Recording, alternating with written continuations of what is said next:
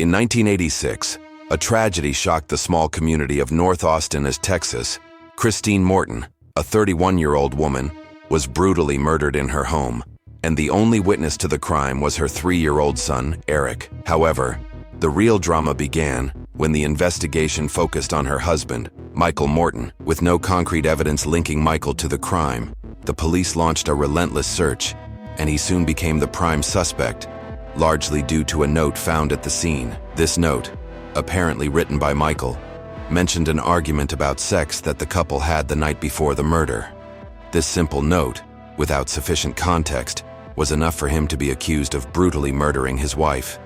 But the problem was far more complex than the police imagined. Although Michael was a devoted family man, he soon found himself trapped in a legal nightmare. The lack of physical evidence against him did not prevent prosecutors from building a case against him based on assumptions and speculation. The accusation that he killed his wife in a moment of rage over an intimate argument became the focus of the trial. It turns out that, at the time, Michael's family and friends were bewildered by the accusation. No one believed he could have done something so horrific. However, the prosecutors, led by the aggressive prosecutor Ken Anderson, managed to manipulate the case so convincingly that justice seemed blind to reality. With a weak defense and the pressure of evidence that, at first glance, seemed to indicate his guilt, Michael was sentenced to life imprisonment in 1987.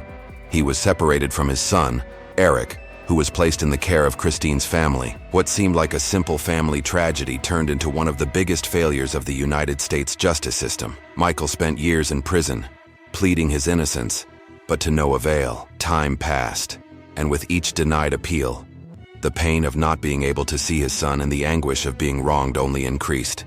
The story, which seemed to have reached a dead end, would have an improbable ending, and it is at this point that the truth begins to emerge unexpectedly. Michael's fight for freedom seemed endless, but justice, however distant it might seem, was still waiting for a chance to correct this terrible wrong. Don't miss the next chapter of this exciting story.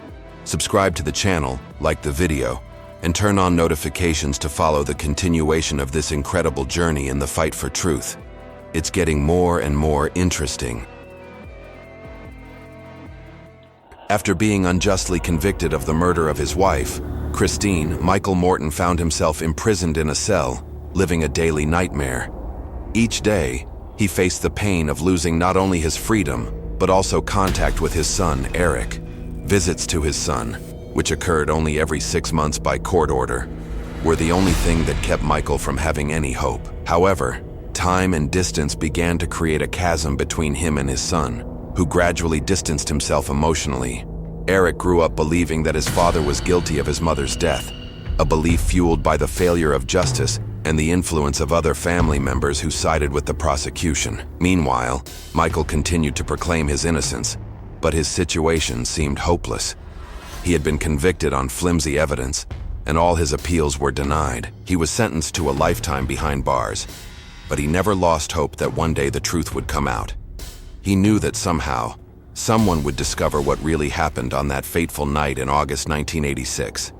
But he didn't know when that would happen. The real turning point came in 2004, when Michael's case was finally examined by Innocence Project, a non-profit organization dedicated to overturning wrongful convictions through DNA testing. The entry of Innocence Project in Michael Morton's case, it meant a real chance of him finally being freed. However, before DNA tests could be carried out, Michael's defense team needed to confront the obvious flaws in the case. The first major obstacle they encountered was the lack of clear evidence, including the crucial piece of evidence that could have changed the course of the investigation: the examination of a blood-stained bandana, which, surprisingly, was never tested. The bandana was found near Michael's house, but it was never properly analyzed in the initial investigations. This small piece of evidence, which seemed insignificant at first glance, would become the key to unlocking the truth. The team at Innocence Project, along with a lawyer named John Rayleigh,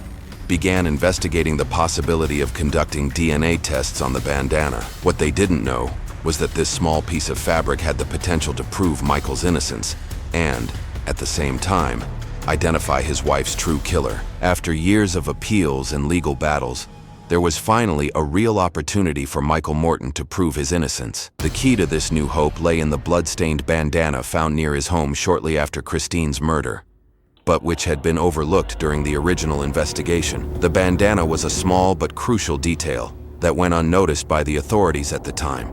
However, with the intervention of Innocence Project and with lawyer John Rayleigh, the truth was about to come out. The DNA test on the bandana was requested, and Michael, as well as his legal team, expected it to finally reveal what had really happened that night in 1986. But the fight would not be easy. The resistance from the authorities was palpable. Michael's legal team faced numerous obstacles in trying to access the evidence and conduct the tests. The prosecutor in the case, Ken Anderson, was aware that if the DNA test proved Michael innocent, it would destroy his career and the reputation of the local judicial system. What was at stake was much more than Michael's freedom: the possibility of exposing corruption within the system itself. Despite the opposition, Rayleigh and his team persisted. After many failed attempts to obtain the results, finally, in 2010, an appeals court judge allowed DNA testing to be performed on the bandana. This represented a significant victory for the defense, but uncertainty still lingered. What would it reveal? Would this test be what Michael had been hoping for? Or would it be just another disappointment in his long quest for justice? While awaiting the results, the defense team continued to unearth increasingly disturbing details about the original investigation. One of the most alarming facts was the behavior of the prosecutors and police officers responsible for the case. During the initial investigation, crucial clues, such as a footprint in the mud behind the house and fingerprints found on the glass door, were never properly analyzed. Furthermore, there were reports of a green van seen in the area in the weeks before the crime that could have belonged to a possible suspect. However, these clues were ignored, and the focus remained on Michael, despite the absence of concrete evidence. After a long legal battle, the long-awaited moment finally arrived when the results of the DNA tests on the blood-stained bandana were revealed. For Michael Morton, the man who had spent 25 years in unjust imprisonment, this was the last chance to prove his innocence and finally bring to light the truth about the murder of his wife, Christine. The bandana, which seemed an insignificant detail in the eyes of the police at the time of the crime, now became the key to overturning a wrongful conviction and finding the real culprit. When the DNA results were analyzed, the discovery was both shocking and liberating. The DNA found on the bandana did not belong to Michael. Instead, it matched that of a man with a criminal record, Mark Allen Norwood. This man, who until then had not been considered a suspect, was now identified as the true killer of Christine Morton. The impact of the revelation was profound, not only because Michael was finally exonerated, but also because the real killer was free after 25 years of impunity. However, Michael's struggle was far from over. The discovery of the true culprit was an immense relief, but it also brought to light alarming questions about the initial investigation. How is it possible that so much evidence that could have led to Norwood's capture was ignored or disregarded? Besides the bandana, other crucial clues were overlooked during the investigation, such as a footprint in the mud behind Michael's house and unverified fingerprints on the glass door. Furthermore, a green van, seen in the area before the murder, was also ignored, despite witness accounts claiming to have seen a suspicious man with it. All of this indicated that the focus on the accusations against Michael was hasty and based on flawed judgment, with little or no consideration for evidence that could have pointed in another direction. The truth about the investigation and the failures of those responsible for the case were finally emerging, but the impact was immense. The fact that Michael Morton had spent 25 years of his life behind bars for a crime he didn't commit could not be undone. But now he was determined to seek justice and hold accountable those who had wrongfully convicted him. When DNA tests finally revealed that Christine Morton's real killer was Mark Allen Norwood, Michael Morton's life was turned upside down. Confirmation of his innocence was an immense relief, but it was also just the beginning of a new chapter in his fight for justice. Michael had been wrongfully convicted of a crime he didn't commit, and now he had to face the consequences of this miscarriage of justice, not only to clear his name but also to ensure that those responsible for the mistake did not go unpunished. Norwood, the real killer, had a significant criminal record, including charges of assault and battery, but had evaded authorities throughout the investigation into Christine's murder. He had lived freely for 25 years, without being questioned or properly investigated. despite evidence that could have linked him to the crime. And while Michael remained imprisoned all this time, the real culprit continued his life, free to commit other crimes. This left Michael not only devastated, but also deeply indignant at the justice system that allowed such a mistake to happen. Furthermore, there was the issue of the authorities who had failed in their mission to deliver justice. Prosecutor Ken Anderson, who led the prosecution against Michael, knew from the beginning that Michael was innocent, but still chose to ignore the evidence that could have exonerated him. The flaws in the case began to accumulate, and they weren't just simple mistakes. They were mistakes that changed the course of a person's life forever. When the truth finally came to light, Anderson was not only discredited, but also held responsible for the injustice that led to Michael's imprisonment. Michael's outrage intensified when he realized that the real killer was not only free, but also had the ability to evade justice for so long. With the help of his lawyers and Innocence Project, pressure intensified on the authorities to arrest the person responsible for this error and to hold the judicial system accountable for its failures. As Michael continued his journey to reclaim what had been taken from him, a series of shocking revelations began to emerge, showing that the path to the truth would not be easy. It wasn't just about overturning the conviction, but also about correcting a deep systemic flaw that allowed Michael to be unjustly convicted in the first place. After 25 years of wrongful imprisonment, Michael Morton finally had a real chance to see the truth prevail. The identification of Mark Allen Norwood as the true murderer of his wife, Christine, not only brought relief to Michael, but also cast a shadow over the judicial system that had wrongfully convicted him. Michael's fight was not only to regain his freedom, but to ensure that those responsible for the flawed case and the wrongful imprisonment that ruined his life were held accountable. As Michael began to process the enormity of what he had lost during all those years of incarceration, the search for Norwood intensified. With each new revelation, it became clear that the real killer had escaped for a long time. Norwood, who had a long criminal history, was never properly investigated at the time of Christine's murder, despite evidence that could have led the authorities to him more quickly. The lack of attention to these clues put many other victims at risk, and while Michael was imprisoned, the killer continued to live his life free of any guilt. Michael's story and his search for the truth touched many people, and the pressure on the authorities mounted. It was impossible to ignore that the system had failed in its investigations, and this was reflected in the behavior of Ken Anderson, the prosecutor responsible for the indictment that convicted Michael. Even when clear evidence emerged pointing to Michael's innocence, Anderson remained reluctant to admit his mistake, becoming yet another controversial figure in the case. His actions not only destroyed Michael's life, but also jeopardized public trust in the judicial system. Meanwhile, Michael, who was finally beginning to have his chance at justice, felt the pain of having been separated from his son, Eric, for so many years. Eric, who had been adopted by Christine's family, grew up believing his father was guilty. The separation between father and son was one of the greatest costs of the miscarriage of justice. Even with the truth emerging, their relationship was deeply affected. Michael knew that to regain Eric's trust, he would have to go through a long process of reconciliation, and that it wouldn't be easy. Norwood was finally identified as the real killer, and his arrest seemed like an important step toward correcting the system's failure.